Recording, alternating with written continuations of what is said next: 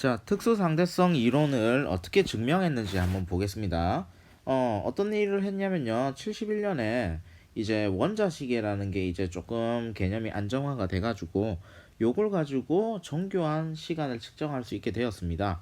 자, 그래서 어떻게 했냐면요. 원자시계를 세 개를 준비해가지고 하나는 지상에 이렇게 가만히 놔두고요. 하나는 동쪽으로 회전하는 제트기 안에, 하나는 서쪽으로 회전하는 제트기 안에 이렇게 넣어 놓습니다. 그래가지고요, 지구 주위를 이제 뱅글뱅글 돌게 하고 난 뒤에 땅에 착륙을 해가지고요, 시간을 비교를 해봤는데 어떻게 됐다고요? 동쪽으로 회전한 제트기는 어떻게 됐다? 10억 분의 이만큼 느리게 됐고요. 서쪽으로 회전한 놈은 10억 분의 요만큼 더 빨리 흐른 것이 측정이 돼가지고 어떻게 됐다는 거예요. 기준계에 대해서 이제 속도가 달라지면은 시간이 다르게 흐른다라는 걸 증명을 했죠. 그래서 결론이 어떻습니까?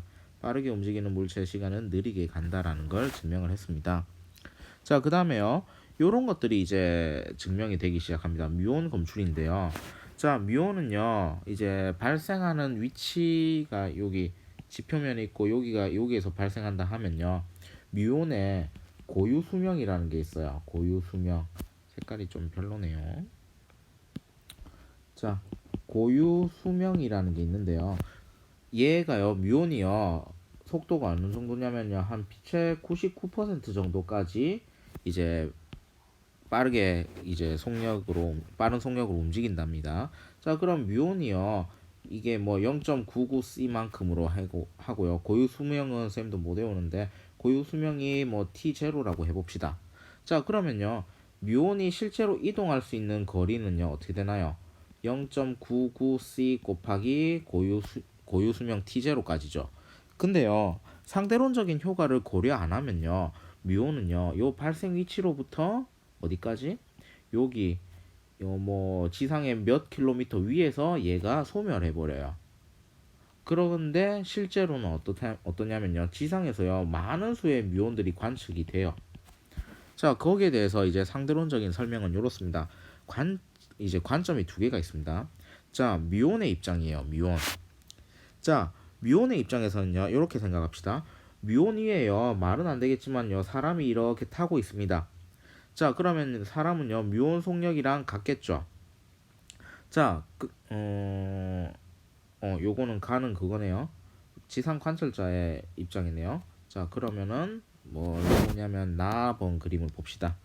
자, 뮤온의 입장에서는요, 요 관측자가 뮤온을 타고 있어요. 자, 그러면요, 자기가 같이 이제 뮤온하고 움직이니까요, 뮤온의 시간에 대해서는 얘는 뭐 빨리 흐른다, 느리게 흐른다 이런 것들에 대해서 알 수가 없죠. 왜? 자기가 뮤온을 타고 뮤온 위에서 자기 시계를 보면 얘는 뭔가요? 고유 시간을 측정을 한 거죠. 자, 그러면요, 고유 시간이기 때문에 얘는 뭐가 있겠어요? 뮤온의 고유 수명이라는 게 있어요. 자, 그 고유 수명만큼만 이 뮤온은 존재하기 때문에요, 시간에 대해서 변화는 없습니다. 근데 이 관찰자가요, 자기가 도달해야 될 지표면을 보면요, 어떤 거예요? 자기 위치에서 지표면까지의 거리 얘를 측정하는 거예요. 근데 이거는요, 자기 자를 가지고 자기 길이를 측정한 게 아니니까 얘는 뭔가요? 고유 길이가 아니라는 거예요. 그렇기 때문에 얘는 어떻게 돼 보인다고요? 길이 수축이 일어난다고요. 그래서요, 이 자기가 이동해야 될 요 거리가요, 짧게 느껴지는 거예요. 그래서 수명에 대해서는 차이가 없는데 얘가 어떻게 된다고요? 짧은 거리를 이동만 하면 되니까 어디까지 도달할 수 있다? 지면까지 도달할 수 있다라는 겁니다. 자, 이번에는 어떤 좌표계냐면요, 땅에 이렇게 붙어 있는 사람이 이제 뮤온을 관찰할 겁니다. 자, 땅바닥에 붙어 있는 사람이 자기 시계 측정하면 얘는 뭐예요? 고유 시간이죠. 근데요, 이 땅바닥에 붙어 있는 사람이요, 뮤온의 시간을 측정하면 얘는 뭔가요? 얘는 남의 시간이에요. 그렇기 때문에 얘는 어떻다고요? 시간이 팽창한다고요. 시간 지연 효과가 생기죠. 그 말은 시간이 어떻게 된다? 느리게 간다라는 거예요. 그러면요, 원래 정지좌표계에서 측정했던 뮤온의 고유 시간은요, 어떻다고요? 요 가다가 뭐 이제 요쯤에서 어떻게 된다고요? 이제 뮤온이 소멸할 건데요, 고유 시간보다 더 긴 시간이 뮤온이 가기 때문에 어떻게 된다고요? 수명이 늘어나게 되는 거예요. 그러면은 원래 이만큼밖에 못 가는데 이 수명이면은 원래 수명보다 더 시간이 느리게 가니까 이만큼 도달해서 땅바닥에 도달할 수 있다라는 겁니다. 자, 그래서요. 미온 검출을 통해서요. 특수 상대성 이론이 다시 한 번 더 이제 증명이 됐다라는 겁니다.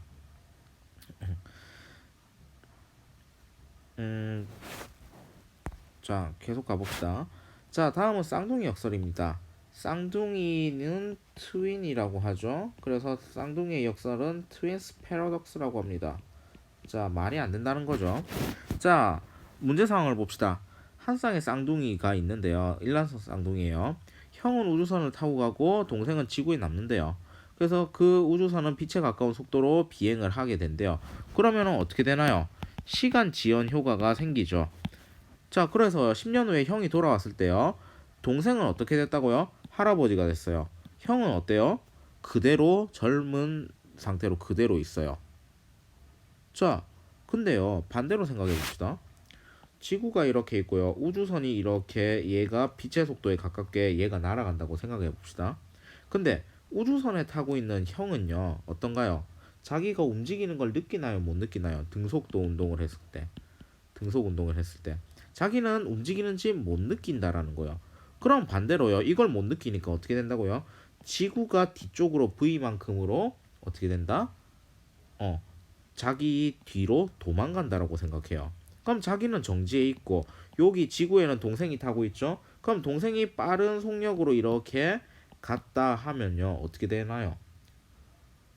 이제 얘가 이제 어떤 별에 있는데 얘가 이렇게 갔다가 가면은 어떻게 되나요? 동생도 이렇게 멀어진다라는 그런 거죠. 그런 개념이죠.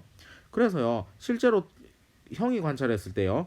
동생이 얘가 움직인다라고 느껴지기 때문에 동생의 시간이 느리게 가게 관측이 돼요. 누가? 형이 동생의 시계를 봤을 때. 그러면은 누가 늙어 있어야 되나요? 이 상황에선 동생이 늙어 있어야 되겠죠. 전혀 논리적으로 문제가 없어요. 근데 실제로 늙은 사람은 누구라고요? 동생이라고요. 왜? 실제로 이 형이 이렇게 별까지 갔다가 다시 지구로 돌아오니까 얘가 이 형이 젊은 거는 맞습니다. 자, 그러면요. 형이 이렇게 우주선을 타고 V의 속력으로 움직이는 거랑요. 지구는 가만히 있고 형은 가만히 있고 지구가 뒤로 V로 가는 거는요. 상황이 똑같아요. 왜? 상대성 원리에 의해서 아인슈타인의 첫 번째 가정에 의해서요. 두 개의 상황이 동등합니다. 구분이 불가능해요. 그러면 실제로 누가 움직였는지 그것만 알면 되겠죠. 자, 문제에 대한 정답은 이렇습니다. 자, 지구가 이렇게 있고요. 형이 이렇게 우주선을 타고 움직여요. 어디까지? 저기 멀리 있는 별까지요. 자, 이 형이 등속도로 운동을 하면요. 지구가 뒤로 V만큼으로 간다라고 말을 해도 성립을 해요. 근데요. 형이 별에 갔다가 다시 지구로 돌아오려면 어떻게 해야 되나요? 속도를 줄였다가 턴을 했다가 다시 원래 속도로 이렇게 움직여야 되겠죠. 그 말은 뭐냐면은 형이 가속 운동을 했다라는 거예요.